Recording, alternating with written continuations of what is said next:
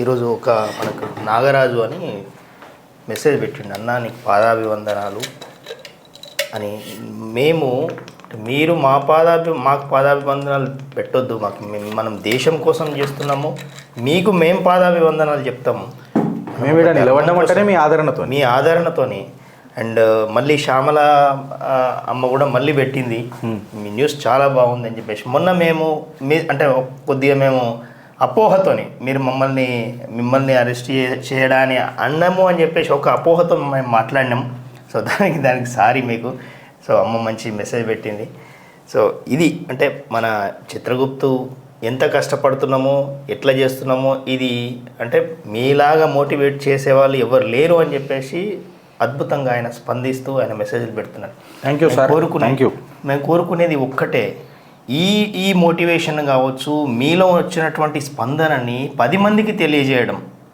ఎప్పుడైతే ఒక మంచి మాట్లాడతామో, ఒక మంచి విషయం ఇతరులకు పంచుతామో, అది మంచి ఒక అంబియన్స్ క్రియేట్ అవుతుంది.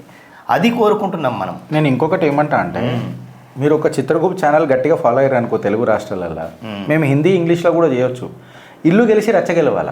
హిందీ ఇంగ్లీష్లో చాలామంది ఉన్నారు చేసేటోళ్ళు, వాళ్ళు దేశానికి చేస్తున్నారు కాబట్టి ఇలా భారతీయ జనతా పార్టీ గట్టిగా ఉన్నది.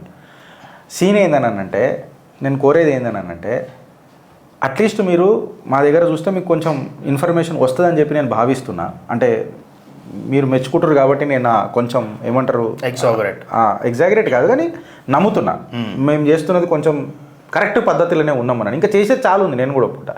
నేనేమంటా అంటే, మీరు డిబేట్లు షురూ చేయరు ఇక దేశం మీద. డిబేట్లు షురూ చేసి మీరు కొట్లాడరు ఆధారాలతో. మీ చిత్రగుప్తు పెట్టినాం. కొంతమంది నన్ను చాలామంది అన్నారు, అన్న నువ్వు వెనకకు పెట్టే డేటా కూడా జర మాకు షేర్ చేస్తే మంచిగా ఉంటుంది కదా అని. అంటే మేము ఉంటామే నలుగురం అన్న. అలా ఇప్పుడు మీకు ఇదంతా డేటా తీసుకొచ్చి మొత్తం టీం అంతా పనిచేసి మళ్ళీ ఇది అంతా ఒక్కొక్క గ్రూప్లో పెట్టాలి అని అంటే దానికి జర టైం పడుతుంది. నిజంగా చెప్పాలంటే హెక్టిక్ షెడ్యూల్లో ఉన్నాం. వెబ్సైట్ ఒకటి తయారవుతుంది, నాకు చాలా ఫోన్లు వస్తుంటాయి, అయినా జర డేటా షేర్ చేయాలి. వెబ్సైట్లో ఈ పీడిఎఫ్ అనేదిగా రెగ్యులర్గా అప్లోడ్ చేస్తుంటాం. మీరు చూడాల్సిన అవసరం లేదు. మా వెబ్సైట్లోకి వచ్చిరంటే మీకు కంటెంట్ దొరుకుతుంది, ఇది దొరుకుతుంది, మీకు అబ్సల్యూట్లా డేటా కూడా షేర్. వెనుకకున్నది గడబెట్టడానికే గాన్లేము ఉన్నది. కానీ ఆలోచన స్టార్ట్ అయింది, మనుషుల్లో ఆలోచన స్టార్ట్. కానీ వీళ్ళు డిబేట్లలో పోవాలి. అండ్ నేను ఒకటే చెప్తున్నా, ప్రతి ఒక్క మనిషి మాట్లాడడం మొదలు పెడితే మీకు అన్ని కంటెంట్ దొరుకుతుంది, మీకు అన్నీ దొరుకుతుంది. మన దగ్గర ఉన్నటువంటి ఒక టార్చ్ లైటు మనం ఓన్లీ ఒక అడుగుకు మాత్రమే చూపిస్తుంది అని అనుకుంటే పొరపాటు. ఈ అడుగు పోతున్నా కొద్దీ అది గమ్యస్థానానికి చేస్తుంది. కాబట్టి ఎవరము మేధావులం కాదు, ఎవరము తెలివనోళ్ళం కాదు. అది అన్వేషిస్తూ పోతుంటే అందరూ మేధావులే, అందరూ ఏం తెలివనోళ్ళే. సో కాబట్టి ప్రతి ఒక్కరూ మన దేశం గురించి మాట్లాడాలి. అండ్ ఇలాంటి అనాలిసిస్ మీరు చేయవచ్చు. కొద్దో గొప్ప మనం అనుకున్నట్టు ఏంటంటే ఒక 2 గంటలు, లేకపోతే వారానికి 2 గంటలు నిన్న ఏదైతే అనుకున్నామో ఇలాంటివి చేయడం వల్ల. సో ఇప్పుడు మీరు ఇంకొకటి కూడా అన్నారు, ఇంకొక సజెషన్ చెప్పారు, మీరు ఎమ్మెల్యేలని మన ప్రజానాయకుల్ని సార్ అనుకుంటున్నా వాళ్ళకి బాగా ఎక్కిపోతుంది. అది మనం గౌరవించాలా. మనం ఎప్పుడైతే ఇప్పుడు ఈరోజే మనం చెప్పినాం, మన ముఖ్యమంత్రి వాడే భాష ఏదైతే ఉందో ఆ భాష అట్లుండొద్దని చెప్పుకున్నాం. మనమే చెప్తున్నాం. ఒకప్పుడు ఎంత బాగుంటుండే అంటే ఈ అసెంబ్లీలలో కావచ్చు, పార్లమెంట్లో కావచ్చు, ఒక విధి విధానాలు ఉంటుండే, మంచి పదజాలం వాడేవాళ్ళు, అద్భుతంగా చూసేటువంటి అది ఉంటుండే. కానీ ఈరోజు అన్ని బండబూతులే. ఏ కంటెంట్ పిల్లలు వినే పరిస్థితి లేరు. పిల్లలు వినే అంటే నెట్ఫ్లిక్స్లో సినిమాలు చూడొచ్చు, కానీ రాజకీయ నాయకుడు మాట్లాడాలి చూడలేము. అట్లున్నది పరిస్థితి. అంత బాధ, ఆ బాధ నుంచి వచ్చినటువంటి ఆవేదన. మేము సంస్కారం నేర్పాల. మన చిన్నపిల్లలకు కావచ్చు, ఇంకొక తరంకు కావచ్చు, మనం నేర్పేది ఒక మంచి భాష వాడాలి, మంచి ఆలోచించాలి, ఈ మంచి గురించి స్ప్రెడ్ చేయాలని చెప్తున్నాం మనం. సో కాబట్టి మనం వాడే భాష కొంతమంది తిడతాం. సో ఇక్కడ కూడా ఒక కాంటెక్చువల్ ఎట్లుంటుంది అలా నేను కూడా కొంచెం అప్పుడప్పుడు లూజ్ టంగ్ అయితే. కాకపోతే నా లూజ్ టంగ్ ఎట్లుంటుందో నేను సమర్థించుకుంటలేను. నేను కూడా తప్పే ఉండొచ్చు, కాదని అంటలేను, అట్లా మాట్లాడదు. నేను అన్నప్పుడు నాకు కూడా అది వర్తిస్తుంది. కాకపోతే ఆడెవడన్నా నా భారత్ని అన్నాడు అనుకో, మా ధర్మాన్ని ఎవడన్నా అన్నాడు అనుకో, అంటే వాడు చేసేది సంసారం, మనం చేసేది వ్యభిచారం ఎట్లయితుంది. ఇది ఈడ గుడ్డుగురాల పళ్ళు తోముతారు, వీడికి రాగానే బాగా అప్రమత్తం అయిపోతారు. అట్లెట్లా అనన్న ఆవేశమే నన్ను ఆవేదనకు గురి చేస్తాను. అయితే ఇందులో ఇప్పుడు నేను ఒక సాహితీవేత్తగా మాట్లాడుతున్నా. ఇక్కడ తిట్టు అనే పదానికి ఒక అర్థం ఉంటుంది, భయము అనే పదానికి అర్థం ఉంటుంది, తిట్టు అనే తిట్టు అనేది ఎందుకు ఉందో ఆ ప్లేస్లోనే నువ్వు వాడుతున్నావు. కాబట్టి అంటే ఎప్పుడు తిట్టాలో అప్పుడు తిడుతున్నావు కాబట్టి తిట్టు అనే పదానికి కరెక్ట్ న్యాయం చేస్తున్నాను. సో ఇప్పుడు మనం ఎట్లనో ఒక మాట అనుకున్నాం శ్రీధరణ, ఇల్లు గెలిచి రచ్చ గెలవాలా, ఎస్, అది ఏదైనా సరే. సో నేను అందుకనే హిందీ ఇంగ్లీష్ మాకు పెట్టాలన్నా మాకు మంచి వ్యూస్ వస్తాయొచ్చు, మంచి టీఆర్పీ వస్తుందొచ్చు. కాకపోతే ఇల్లు గెలవాలి. ఇప్పుడు మనం ఎస్, ఇల్లు గెలిచినాక రచ్చ గెలుద్దాం. భారతీయ జనతా పార్టీకి క్యాడర్ తక్కువ లేదు, 18 కోట్ల మంది కార్యకర్తలు ఉన్నారు భారతీయ జనతా పార్టీకి. అందులో నేను ఒక చిన్న బుడగ. సో ఈ బుడగ కాకపోతే నేను ఈ నీటి బుడగ ఈడ తెలంగాణలో ఏమవుతుంది, ఈ బుడగ కూడా పనిచేయలేకపోతున్నాను అన్న భావాల మాయమున్నాం. ఎస్. సో నేనేమంటున్నా అంటే ఇల్లు గెలిచి రచ్చ గెలవాలా అని నేను అన్నప్పుడు ఇది మన భారతీయ జనతా పార్టీ నాయకుల నుంచి షురువుడు కావాలా. మీరు వాళ్ళని కూడా నిలదీసుడు షురువు చేయండి. అలా మేము మా నమ్మకం మీ మీద ఉన్నది, మీరు నిమ్మకాయలు తీరు మంచిగా కూర్చుంటున్నారు. మళ్ళీ మా నమ్మకాయకి ఏమే కావాలా, మా నమ్మకానికి ఏం కావాలా అని అనాలి. మాటలు తీయగుంటాయి, అవి కొలెస్ట్రాల్ పెంచుతాయి. నేను పదే చెప్తా, మాటలు హార్ష్గా ఉన్నా పర్వాలేదు, మనం హర్షించేదగ్గ మన మనసు ఉల్లాసంగా మనశ్శాంతిగా ఉంటే చాలనంట. క్రిటిక్స్ చాలా ఇంపార్టెంట్ ఫ్రెండ్స్.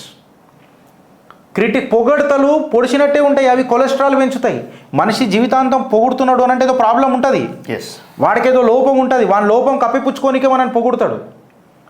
నేనేమంటా అంటే విమర్శ ఉండాల, విమర్శ ఉంటేనే ప్రాబ్లం సెట్ అవుతుంది. సంఘం నేర్పింది అదే కదా. మన వ్యక్తిగతం ఏడలేదు, సంఘం వ్యక్తిగతం ఎక్కడ లేదు. ఇంకొకటి, మనం దేశం కోసం ధర్మం కోసం అన్ని ప్రశ్నిస్తాము. ఇది ఒక పూలదండలో దారం లాంటిది.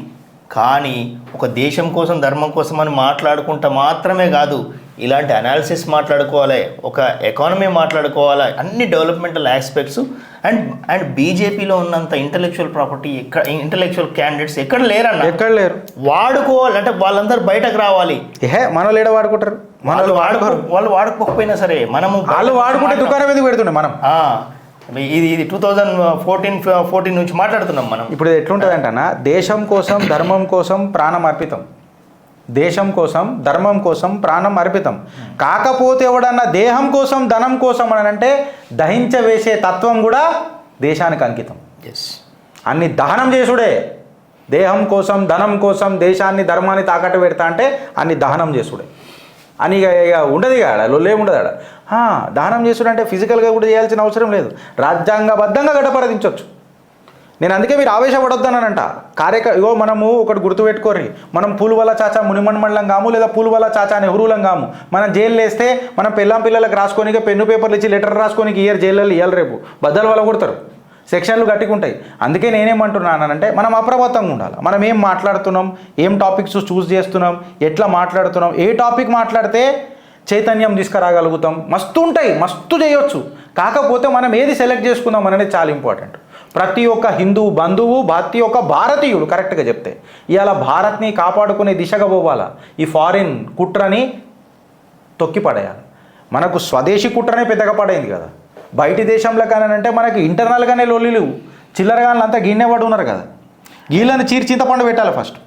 అయితే విత్ యువర్ పర్మిషన్, ఈ చింతపండు పెట్టాలి అన్నప్పుడు మన కార్యకర్తలకి చాలా ఆవేశం ఉంటుంది చూడండి. ఈ ఆవేశం అనేది అంటే కోపం అనేది ఒక ఎనర్జీ లాంటిది. ఈ ఎనర్జీని మనం కరెక్ట్గా ఆలోచనకు కనుక మనం డైవర్ట్ చేస్తే అద్భుతమైనటువంటి ఐడియాలు వస్తాయి. ఈ ఆవేశాన్ని కోపంగా లేకపోతే అక్కడిక్కడ దీన్ని వేస్ట్ చేయకుండా మన కార్యక్రమం. చిన్న సందర్భం చెప్తా. మహాభారత్ మళ్ళీ ఇప్పుడు మహాభారతం మనగానే గది అట్లా లేకుండా దిగకూరి. నేను సారాంశాన్ని చెప్తున్నా. నేను ప్రవచనాలు చెప్పనీకే ఛానల్ పెట్టలే, పొలిటికల్ అనాలిస్ట్ని నేను. సో నేను ఆ రకంగానే ఉంటా. నేను ఎగ్జాంపుల్ తీసుకుంటున్నా, నాకు తెలిసింది తప్పు ఉండొచ్చు, మంచి అయితే తీసుకోరు, లేకపోతే వదిలేరు. మీరు చెప్పిరు చూడు ఇప్పుడు ఎనర్జీ అని. 8th క్లాస్ ఫిజిక్స్లో కూడా నేర్చుకున్నాం, 7th క్లాస్లోనే వస్తుంది అది. Energy can neither be created nor destroyed, it is transform from one form to another. అంటే నువ్వు ఎనర్జీని క్రియేట్ చేయలేవు, ఎనర్జీని డిస్ట్రాయ్ చేయలేవు, ట్రాన్స్ఫార్మ్ చేయగలుగుతావు. ఇది సనాతన ధర్మం ఎప్పుడో మనకు చెప్పుకుంటూ అన్నం వల్ల ఎప్పుడో చెప్పింది. మనం రోజు వినేటువంటి ఆది లేదు అంతం లేదు పరమేశ్వరుడు, ఆది లేదు అంతం లేదు. It gets transformed energy. ఇంత క్లారిటీగా మనం ఉన్నాం. కరెక్టే కదా. అయితే కోపం ఉక్రోషం అని శ్రీధర్ అన్న మాట్లాడింది కాబట్టి నేను ఒక చిన్న ఎగ్జాంపుల్ చెప్తా. మహాభారత ఘట్టంలో తనకు జరిగిన అన్యాయానికి కర్ణుడు చాలా అశాంతికి గురవుతుండే. ఆయన తమ్ముడిని చంపినరు, ఆయన సూతిపుత్రని అవమానించిండ్రు. ఆయనకు ద్రోణాచార్యుడు శిక్ష నేర్పలే సూతుపుత్రుడు అని చెప్పి ఆయనకు శిక్ష నేర్పలే. ఎవరు కన్సిడర్ చేయాలి? ఆయన ధనుష్ పట్టుకుంటే కూడా నువ్వు సూత్పుత్రులో పుట్టినోడి నువ్వు ధనుష్ ఎందుకు పట్టుకుంటావు అని ఆయన అపహేళన చేసిండు. ఆయన బాగా అశాంతికి గురవుతుండే. అప్పుడు ఆయన గురువు సాక్షాత్తు నారాయణుడి అంశమని మాట్లాడతారు మన పరశురాముడి దగ్గరికి వెళ్ళి ఆయన శిక్షణ తీసుకుంటున్నప్పుడు బాణాన్ని ఆయన సంధానం చేసేటప్పుడు గురి తప్పుతూ ఉంటాడు. అశాంతి, పీడ ఇదేవైతే ఉంటాయో ఇవి నీ గురిని తప్పిస్తుంటాయి, నీ కాన్సన్ట్రేషన్ని దెబ్బతీస్తాయి, నీ ఫోకస్ని తప్పిస్తాయి. అప్నా క్రోధుకో అప్నా అస్త్ర బనావ్ కర్ణ్ అని చెప్తాడు ఆ పరశురాముడు. అంటే నీ లోపలున్న ద్వేషాన్ని దాన్ని అస్త్రం చేయి. యుద్ధ భూమిలా ఎప్పుడైతే కర్ణుడు కురుక్షేత్ర రణరంగంలోకి ఎంటర్ అవుతాడు కదన్నా, ఎంటర్ అయినప్పుడు తన బాణంతో పరాక్రమం మొదలెట్టినప్పుడు సాక్షాత్తు ఆ పరంధాముడు నీలమేఘ శ్యాముడు అపోజిటోడు అయిన కర్ణుడు మహాభారత్కే ఇస్ కురుక్షేత్రమే తుమారా స్వాగత్ హే మహారథి కర్ణ్ అని చెప్పి అర్జునుడికి పరిచయం చేస్తాడు. మొన్నటిదాకా భీష్ముడిని కేవలం నీ బాణాలను ఆపనీకి ప్రయత్నం చేసిండు. అసలైన సిజలైన అటాక్ ఇప్పుడు మొదలవుతుంది. ఫోకస్ పెట్టు అర్జున, నీ కోపాన్ని హావి కానీయకు, నీ కాన్సన్ట్రేషన్ని దెబ్బతీయనీయకు. నీ ఈగో ఉంటుంది చూడు, నేనే ధనుర్ధారి అనని, అది చెయ్యకు. ఎందుకంటే అక్కడ ప్రేమతోని భీష్ముడు బాణాలు వేసిండు, ఇక్కడ వెంజన్స్తోనేస్తాడు. సో నేనేమంటానంటే మన కోపాన్ని అస్త్రం చేయి. కోపాన్ని అస్త్రం చేసి లాజికల్గా లాగులు ఉడదిద్దాం. ఇప్పుడు మన దగ్గర బ్రహ్మాస్త్రం లేకపోవచ్చు, మన చేతిలో విజయధనుషు లేకపోవచ్చు. నేనేమంటానంటే అగర్ యుద్ధ నయా భారత్ మే జీతనా హే, వెనకటికి కర్ణుడు కవచ కుండలం ఇచ్చిండు, ఇవాళ కవచ కుండలం దోసుకొనేసుకోవాలా. ఇది కలియుగం. కవచ కుండలం దోసుకొనేసుకోవాలా. మన కోపాన్ని అస్త్రం చేసి మరీ కొట్టాల. ఫిలాసఫీ ఎక్కువైపోయింది ఇవాళ. మళ్ళీ మీరు ప్రవచనాలు అనుకోకరు, మీకు దండం పెడతారని ఆయన మళ్ళీ వచ్చి గిరీష్ ఇది ఇట్లా కాదు, నువ్వే మహాభారతం చదివినావు, నాకు తెలిసింది, నాకు మంచిగా అనిపించింది మీకు చెప్పిన. అందులో మంచిగా ఉంది, నెగటివ్ ఏం లేదు.